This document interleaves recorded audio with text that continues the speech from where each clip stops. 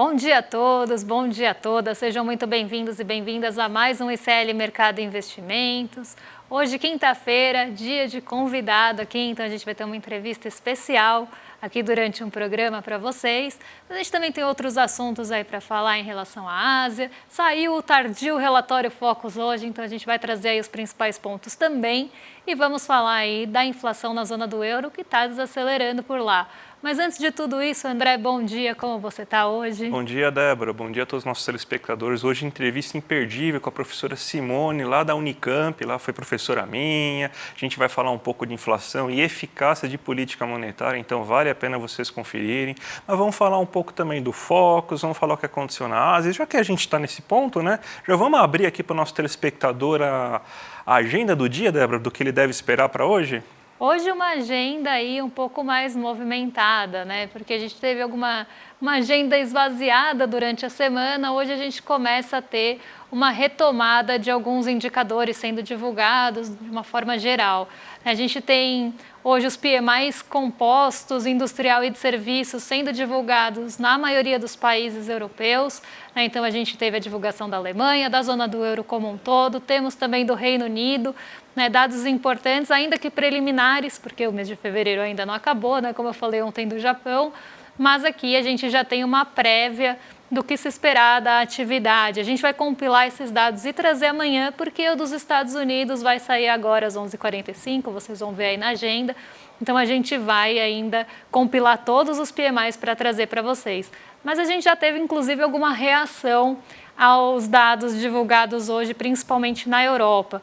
A gente tem por lá também outro dado que repercutiu bastante aí no começo do mercado europeu hoje, foi o CPI núcleo e o CPI da zona do euro. Esse dado a gente vai trazer aí para vocês em detalhes para a gente poder ver o que está acontecendo com a inflação por lá.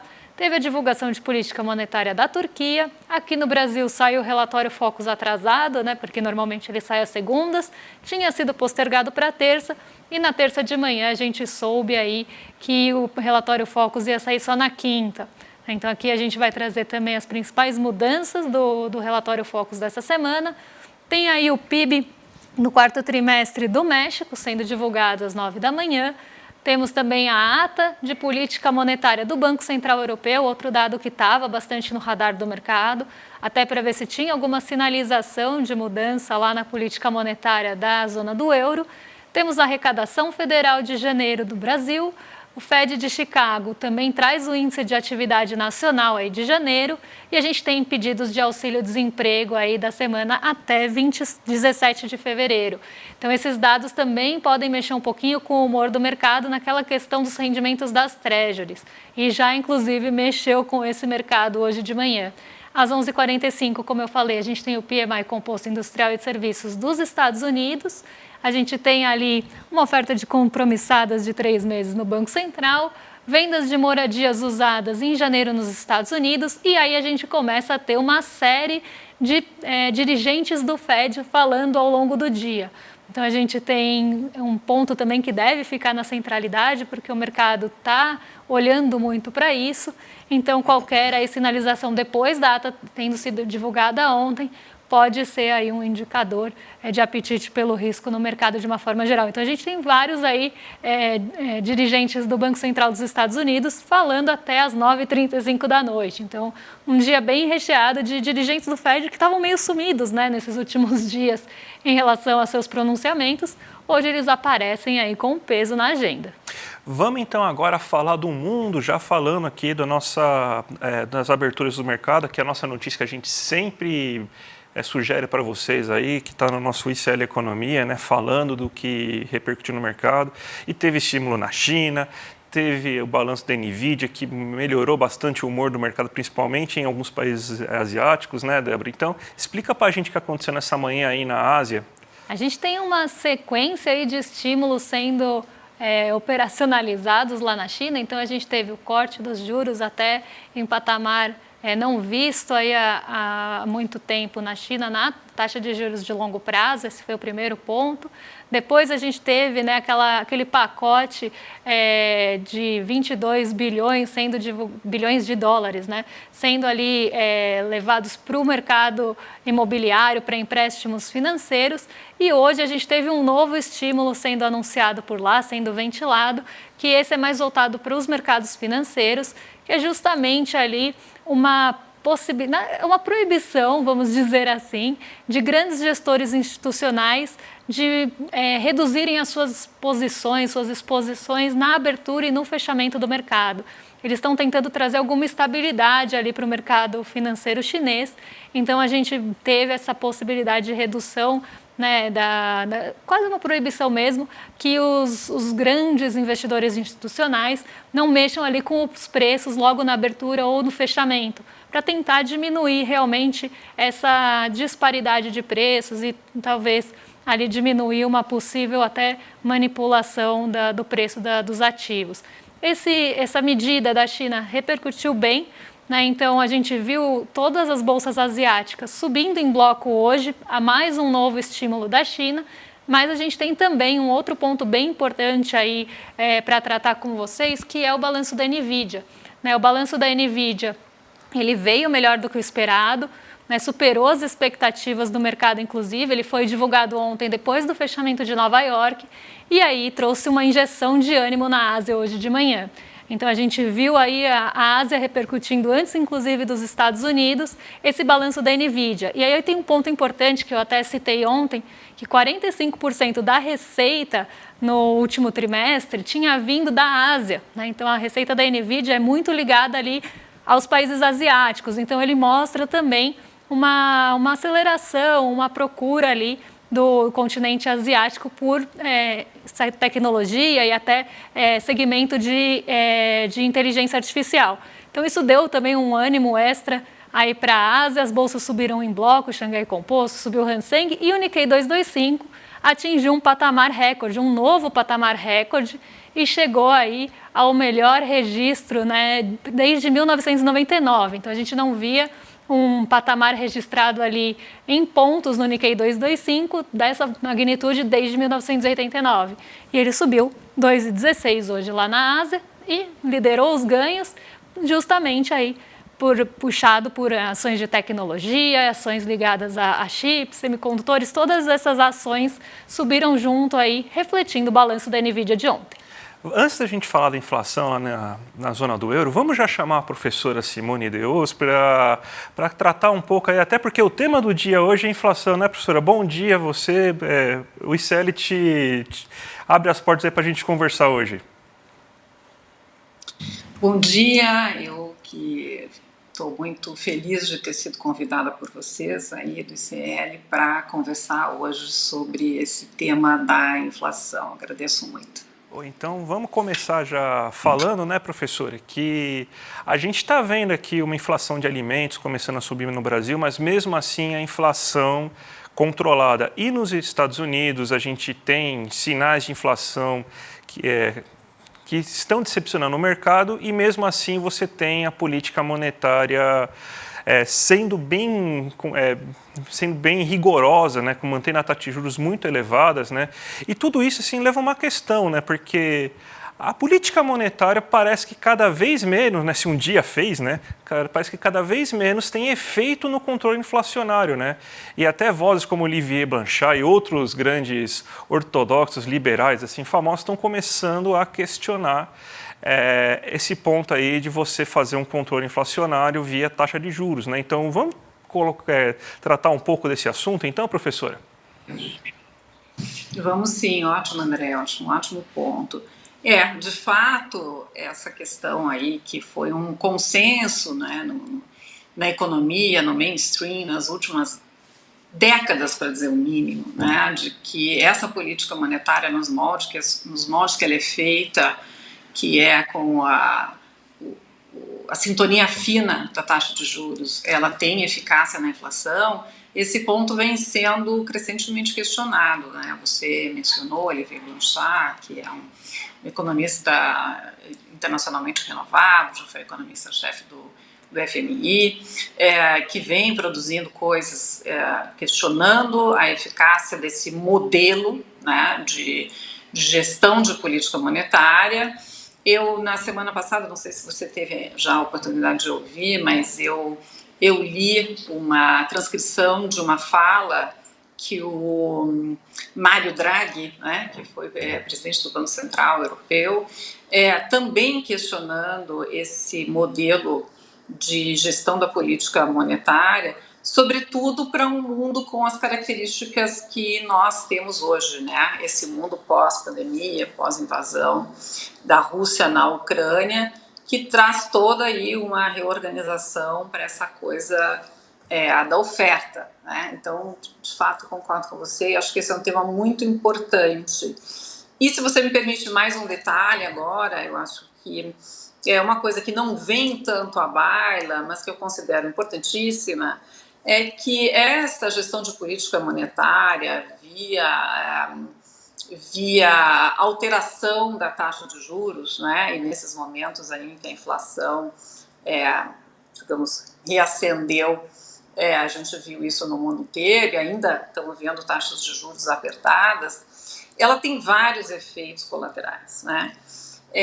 Então, se é questionada essa sua eficácia sobre os preços, eu acho que uma coisa que não é dita, mas que é muitíssimo importante, é que uma política monetária contracionista nesses moldes produz uma enorme concentração de renda, né? Porque é diretamente transferência de renda para aquela parcela da população que é a parcela poupadora da população, né? Aquela parcela que tem poupança financeira. Enquanto, de outro lado, a parcela que é a parcela devedora da população tem um enorme encargo sobre si. Então, acho que esse é um tema que precisa ser refletido também dentro desse quadro mais geral aí de questionamento desse modelo de gestão aí da política monetária.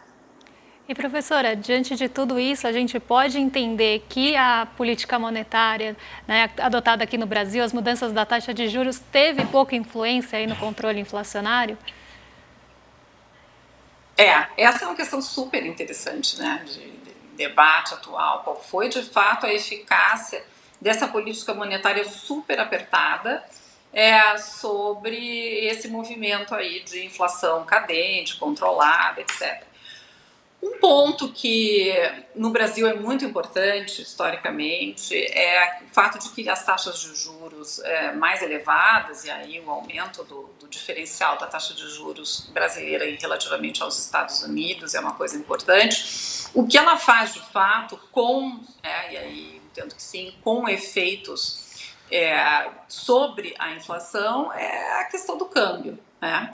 Um câmbio mais valorizado, como que a gente tem agora, e esse câmbio valorizado tem vários elementos por trás que ajudam a explicar, mas certamente uma taxa de juros alta, um diferencial de juros alto, ele tem sim um impacto, digamos, positivo sobre a inflação, tá? Agora, a questão da demanda agregada, né, realmente qual é o impacto da taxa de juros sobre a demanda agregada, eu acho que esse é um tema que merece um aprofundamento, porque a gente teve, a despeito da política monetária super apertada no Brasil, a gente teve um crescimento do PIB, que eu não considero espetacular, né, mas que ainda foi muito superior àquilo que se estava esperando inicialmente, né? Então fica esse ponto de interrogação, mas enfim, né, por quais mecanismos, né, mesmo que a gente controlou essa inflação e como é que se explica um crescimento da economia brasileira acima do que era consensualmente esperado, né, no mercado, estou dizendo, com uma taxa de juros dessa. Então, de repente, não é a política monetária, né, que teve um grande impacto sobre a demanda agregada. Talvez tenha sido a própria política fiscal mais expansionista, né, em função da chamada PEC da transição, etc., que de fato tenha contribuído para elevar o crescimento a despeito da política monetária, né? E, de outro lado, uma é a questão do câmbio, eu já falei que eu acho que tem sim um impacto positivo sobre a inflação, mas toda a acomodação dos choques de oferta, né, que é um fenômeno que a gente vem observando no mundo inteiro. Então, aqueles fenômenos, né, do lado dos custos que pressionaram inicialmente a inflação foram fenômenos que foram se dissipando, foram sendo absorvidos de alguma forma aí, pela economia e acabaram, então, produzindo os resultados que a gente está vendo hoje. E só para a gente finalizar, então, agora, professora, eu acho que mais do que nunca a gente, além de mudar a percepção sobre o efeito da política monetária, é mudar a percepção do que a gente entende sobre inflação também, né? Acabar com aquela historinha lá de ato de produto e começar a pensar um pouco em conflito distributivo, né? Exatamente. Começar a pensar em conflito distributivo, né? Enfim, né, nesse mecanismo aí de, digamos, retroalimentação da inflação, porque salários e preços, né, vão sendo remarcados ao longo do tempo. E tem outras coisas que eu acho que tem que pensar também, né, André, que é a questão dos choques de oferta, né, dos seus efeitos secundários, são efeitos derivados de um conflito distributivo, e a gente vai ter muito choque de oferta, né, nos próximos tempos, porque infelizmente estamos aí nesse momento de emergência climática e a gente já viu, né, e está vendo que esse fenômeno ele tem impactos enormes na economia, né, em geral negativos. Então, assim, problemas de safra, né, por exemplo, cheias, etc., inundações, isso tudo vai ter impacto sobre a inflação e a gente precisa entender melhor o fenômeno inflacionário, né? Abandonar essa historinha, digamos, tradicional de que a inflação é um fenômeno de demanda e que para tratar, então, desse superaquecimento da demanda a gente faz isso com taxa de juros. A inflação é um fenômeno muito complexo, as inflações não são sempre as mesmas e é preciso um olhar mais sofisticado sobre esse fenômeno. Concordo com você. Bom, só queria agradecer então a presença da senhora, professora, muito obrigado aí. Pode falar o seu recado final aí pra gente. Não, eu que agradeço, foi um prazer aqui conversar com vocês. Estou sempre à disposição e acho que esse tema que a gente discutiu um pouquinho mais hoje é um tema de enorme interesse para a sociedade, né? Isso não se fala no Brasil. Fala-se em geral dos problemas de distribuição de renda, mas não se fala dos efeitos extremamente negativos que uma política monetária nesses moldes geram sobre essa distribuição de renda tão desigual. É isso. Ótimo, professor. Muito obrigado aí. Vamos passar rapidamente agora, então, pelo relatório Focus, né? Antes da gente fazer a nossa abertura de mercado, né? Que o relatório Focus ele melhorou um pouco o cenário da economia brasileira, né? Foi para 1,68% o crescimento econômico esperado. Vamos mostrar também aqui já a tabelinha que a gente montou aqui, ó. A gente teve queda da inflação esperada para esse ano. Ao mesmo tempo que você tem um aumento do PIB, né, esperado para esse ano, então a gente estava em 1,60, a gente está agora em 1,62. Aumentou também o câmbio esperado, né, ou seja, mas é uma situação muito marginal, né, está esperado 4,93, agora está esperado 4,92. E a taxa Selic está em 9%. O que fez mudar, então, a perspectiva de mercado nesse momento, né? A gente teve a divulgação do IBC-BR, que acabou sendo acima do esperado. Isso ajudou também a melhorar a perspectiva de mercado dos agentes econômicos e fez com que a gente tivesse, então, uma melhora na expectativa, né? Mesmo sendo para o ano de 2023, isso mostra também que pode ser que 2024 comece um pouco mais acelerado do que o esperado, né? Para o próximo ano não teve quase nenhuma mudança, uma mudança muito marginal em relação à inflação, né? Mas desse relatório Focus, realmente o nosso destaque para o dia de hoje, né? Antes da gente fazer a nossa abertura aqui, vai ser justamente esse crescimento econômico. Então, Débora, vamos agora, né, já que falta 5 minutos para a gente terminar, 5 minutos não, faltam 7 minutos, né, mas a gente sempre tem os recados finais que a gente tem que dar, né? Já vamos partir então para a abertura de mercado. Sei que a gente amanhã traz o CPI para vocês que a gente prometeu, né, mas vamos lá então falar então da abertura de mercado então agora. Amanhã a gente traz o CPI e o PMI, tá? Então ficam os dois para amanhã. A gente tem hoje uma bolsa mais positiva, até como era de se esperar. Ontem a Bolsa de Nova York, o mercado de Nova York ditou muito o ritmo do nosso mercado brasileiro. A gente teve poucos catalisadores domésticos, então a gente ficou muito ali atrelado, muito preso ao movimento de Nova York, que foi negativo basicamente o dia todo, à espera, né, e com a expectativa tanto pela ata quanto também pelo balanço da Nvidia, que só saiu depois que fechou o mercado, como eu já falei. Hoje a gente também está aí com esse mesmo ritmo, né? Então a gente já esperava, inclusive os futuros de Nova York já indicavam para isso, né? A gente ia ter uma abertura positiva em Nova York, porque a gente não viu os Estados Unidos ontem refletindo o balanço da Nvidia, então a gente deve ter hoje o S&P 500 subindo, como está subindo já aí na abertura, mas a gente também deve ter a Nasdaq aí mais acelerada em relação a seus ganhos, né? Até pelo peso de tecnologia que a Nasdaq tem. Então esse é um ponto bem importante. E aí a gente vai ter muito Nova York ditando o nosso ritmo novamente. Então hoje a gente vê até aquele movimento raro, mas que aconteceu na semana passada também, que é o Ibovespa subindo, puxado por esse otimismo geral, então sem nenhum motivo específico aqui de Brasil, até porque os rendimentos das treasuries lá nos Estados Unidos, então o rendimento dos títulos de dívida lá dos Estados Unidos também estão subindo hoje, porque os números de pedidos de auxílio-desemprego lá nos Estados Unidos, que já saíram agora pela manhã, vieram abaixo do esperado. Então, as pessoas estão pedindo menos auxílio-desemprego lá nos Estados Unidos e o mercado quer que o desemprego aumente lá e a gente sempre fala isso com muito pesar. Então, quando a gente tem uma queda no número de pedido de auxílio-desemprego, isso reflete de forma negativa no mercado. Então, isso fez com que as treasuries subissem, até vendo ali um possível aperto, né, um possível aperto monetário aí que a gente estava discutindo até agora, mais persistente ali pelo Banco Central dos Estados Unidos, e isso fez com que o dólar se fortalecesse. Então, a gente vê o dólar subindo 0,26 e frente a seus pares também subindo 0,09, aí um pouco mais perto, mais próximo da estabilidade. Então, aqui a gente tem esse movimento que pode limitar um pouco a alta, né? Esse movimento vindo forte dos rendimentos das treasuries, porque toda vez que a gente tem rendimento de treasuries em alta, o recurso vai para os Estados Unidos buscando segurança, né? O que a gente chama de aversão ao risco, e isso pode diminuir aí esse ânimo que deve vir de Nova York. Então, a gente deve ter sim um dia positivo, mas com esse limitador. E aí, países emergentes acabam sofrendo mais com isso por conta da exposição ao risco. O mercado vai sair dos mercados, o recurso vai sair dos mercados emergentes e vai fluir para os títulos de dívida dos Estados Unidos. Então, isso pode limitar, apesar do otimismo em Nova York, a nossa alta. E é justamente o que está acontecendo.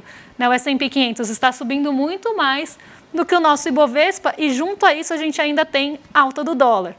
Como eu falei, na Ásia, o movimento foi super positivo, então a gente tem o Nikkei 225, que já falamos na abertura, e o Xangai Composto subindo bastante, mais de 1%, e o petróleo Brent hoje está desvalorizando. Então o petróleo Brent, que é uma métrica bem volátil, né, uma variável bem volátil, um ativo que tem muita oscilação, hoje cai, aí caía 1,21 e agora já diminuiu um pouco ali a perda. Mas a gente deve ver esse movimento mais de queda no petróleo Brent, mais de ajuste aí em relação aos preços do petróleo. Agora negociado a $83 por barril, que é um patamar que está aí, o petróleo Brent está orbitando muito esse patamar de $82, $83 nos últimos dias. Isso deve aí se manter, né? Esse patamar deve ser mantido. Isso também acaba limitando um pouco a nossa alta devido ao peso dos preços das commodities na nossa bolsa. Débora, sabia que tem produto novo aí do ICL? Um produto inovador, olha aí, ó. Empreendedor mestre, o Eduardo Moreira aí se debruçou agora nos últimos meses para montar esse produto maravilhoso para vocês aí. A gente sabe que tem um monte de charlatão nessa área, né? A gente tem familiar famoso, a gente tem outros coaches famosos. Então, gente, a gente cansou de ter um monte de charlatão enganando vocês e a gente sabe, e vocês também sabem, que a gente não está aqui para enganar ninguém, né? Então a gente montou um curso, o Eduardo montou um curso para mostrar assim para vocês aprenderem a empreender de verdade, não assim com frases de coach, não, mostrando como que funciona a marketing digital, contabilidades, como gerenciar suas vendas, como fazer fluxos de caixa. Então, gente, tem curso assim fantástico, tem muitos cursos fantásticos, é curso para você aprender a empreender de verdade e não ficar naquele lero-lero, né? Então, gente, e a gente tem inclusive uma promoção aí para vocês, é uma estratégia de marketing que a gente está fazendo agora, que é o seguinte, você aí, entra aqui no link que está aqui embaixo, ó, iclmercado.com.br, daí você vai lá e faz sua inscrição. Quando você acaba de fazer sua inscrição, vai aparecer um link para você no final da página. Aí esse link você vai passar para os seus familiares, para os seus amigos e tudo mais. Quem conseguir mais pessoas, as 30 pessoas que conseguirem divulgar esses links para mais gente, vão ganhar bolsa de estudo para fazer esse curso inovador e maravilhoso do Eduardo. Então, gente, já se inscreve no link. Se é para a aula que é da próxima quinta-feira, dia 29, se eu não me engano, é dia 29, isso mesmo, 29, às 8 horas da noite. Então, se inscreve agora, já passa esse link para todo mundo. E quanto mais você repassar, maior a chance que você tem de ganhar essa bolsa de estudo aí, desse curso que vai ser maravilhoso. E, se eu não me engano, vai ter até gente desse programa aí que vai acabando num curso ou outro, né, Débora? Vamos lá, esperamos aí cenas dos próximos capítulos, porque talvez vocês vejam a minha carinha por lá também. Maravilhoso esse curso, coisa que a gente estava precisando, né? Porque de frase de efeito e carrão nos stories a gente já está cheio, mas de gente que ensina de verdade, a gente não tem praticamente aí ninguém aí no Brasil. Então, entra aí na aula para conhecer esse curso e essa aula aberta que vai ser um espetáculo, um showzão. Vamos então agora passar para o nosso vizinho William De Luca, no nosso rolê ICL aí, então, a partir de agora o rolê ICL, e a gente volta amanhã às 11 horas da manhã, nessa sexta-feira. Então, Débora, um abraço para todo mundo e até mais. Um beijão, pessoal, até amanhã. Que beleza! Combinado, então. A turma vai, adorar a notícia. Obrigado, hein? Vamos com tudo. Abraço. Notícia boa, galera! Faz tempo que você não ouve alguém falar em telefone fixo, né? Mas eu uso ainda. E agora acabou de vir uma notícia incrível. Mais um professor, um dos melhores do Brasil, confirmados no grupo que vai dar esse programa de formação Empreendedor Mestre. O maior, mais completo, mais científico e mais prático programa de empreendedorismo e negócio já feitos no Brasil. Um curso que, numa boa, em termos práticos, substitui um monte de MBA que as pessoas estão dando aí, cobrando 20, 30, 40 mil reais. A ideia é democratizar as ferramentas que as pessoas precisam para hackear o sistema e vencer os grandes. Se você quer se inscrever na aula inaugural desse curso, aberta e gratuita, ao vivo comigo, é só clicar no link que vai estar aqui. A aula acontece dia 29 de fevereiro, às 8 horas da noite no horário de Brasília. A gente se vê lá.